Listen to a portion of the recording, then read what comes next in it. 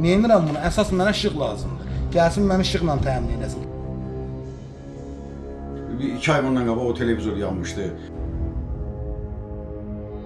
Sənə ilişirlər, söz atırlar ki, polisə verəsən. Sən söyüş verəsən, polisə versinlər. Biləsuvar rayonunun Xırmandalı kəndində yaşayan bir qrup sakin elektrik təsərrüfatındakı problemlə bağlı narahatlıqlarını barometrə bildiriblər. Söhbət vaxtı ilə Cəfər Cabbarlı, hazırda isə Şəhid Niyaməddin Zeynalovun adını daşıyan küçədən gedir. Mən 2022-ci ildən Azərenerjiyə müraciət edilən Şirvan, Lənkəran, Bakıdan da gəldi nümayəndə. Hər dəfə də eyni məktubu göndərirlər ki, işə baxılacaq. 2022-ci ildən hələ də baxılmır, baxılan vəziyyətdə budur. Nətər baxıblarsa, hər ay bir dənə motor alırıq. Hər ay bir dənə, bilmirik, işıq pulu verək, qaz pulu verək, yoxsa motora baxırıq. Xaladenliğin pulunu ödəyə bilmirik, televizorun pulunu ödəyə bilmirik, gəlib az qalıb qapıdan aparırlar. Yəni bu vəziyyətə niyə cəmaatı salırsınız?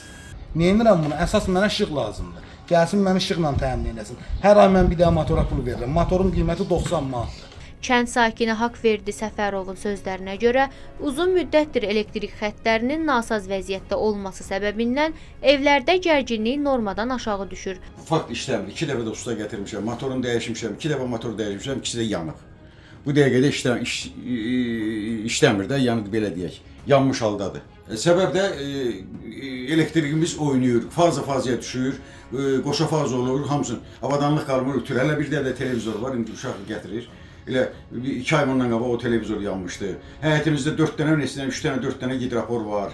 Hamısı yanıb, hamısı ütülüb. Bu dərdimizi hara deyək, dəfələrlə də 2 ildir də müraciət edirəm Biləsuvar rayon bu elektrik şəbəkəsinə, bu Azərenerjiyə. Heç məni yola verdim eləyirlər də, belə deyək, yola verirlər. Yəni get sabah gələcəm, avadanlığımız qalıb, evimiz qalıb yanmamış. Bu vəziyyətdəyik 2 ildir. Gecə yatağımız yoxdur. Külək əsən kimi bizim qara günümüz başlayır. Ən maraqlısı odur ki, Xırmandalı kəndinin kabelləşməsi bir neçə il bundan əvvəl aparılıb. Lakin cəmi 4-5 ev bu kabelləşmədən kənarda qalıb. Qeyd edək ki, Xırmandalı kəndi rayonun ən böyük yaşayış məntəqələrindən biridir. Stolbalar pis vəziyyətdədir.